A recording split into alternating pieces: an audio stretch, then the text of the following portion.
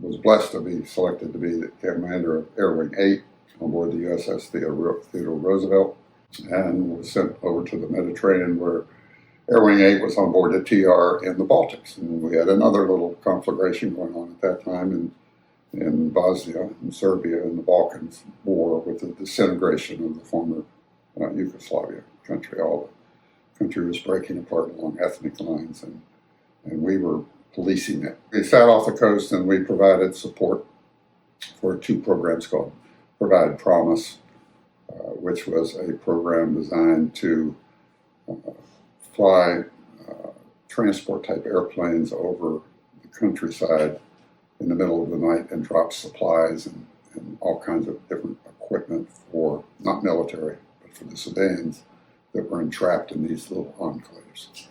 And so they'd fly in with precision at night and drop via parachutes, great big bundles of every kind of humanitarian needs that we could to these small villages.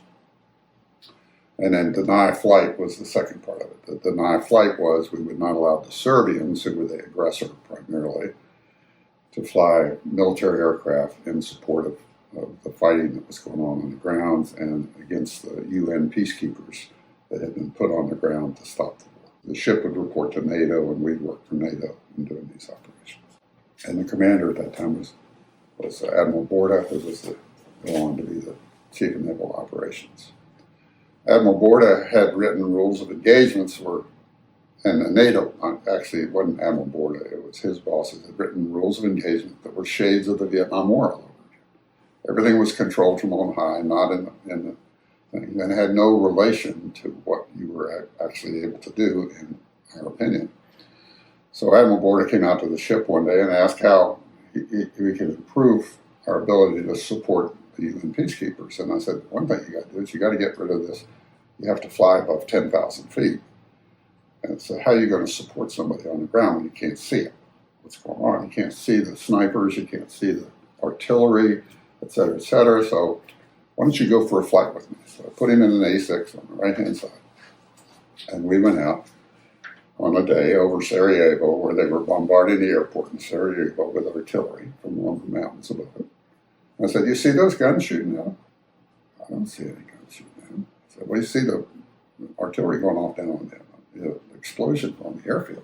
Yeah, I see that. I said, well, how are you going to expect us to protect them if you can't even see the guns that are shooting at from 10,000 feet? I said, here's what we'll do. A6 is a big, ugly airplane. It had a great big probe that stuck out in front of it. And I said, well, we're going to roll in, and I'm going to put the tip of that probe on the artillery site that's shooting. You tell me when you can see it.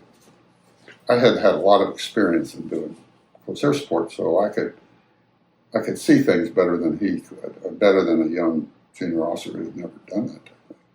So we went down.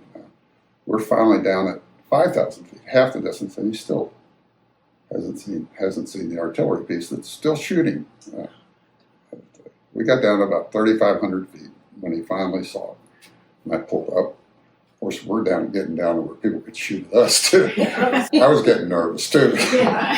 And so we had learned way back in the Vietnam era, because we did a lot of close air support for our own troops and stuff. We had learned you want to stay above the small arms fire, but you want to be able to see things. You've got to be somewhere between 3,000 and 5,000 feet to be able to accurately see it, pinpoint it, and then destroy it if you're given orders to do so. It convinced him, and he went back up to his bosses, and after a lot of wrangling, got the rules of engagement changed.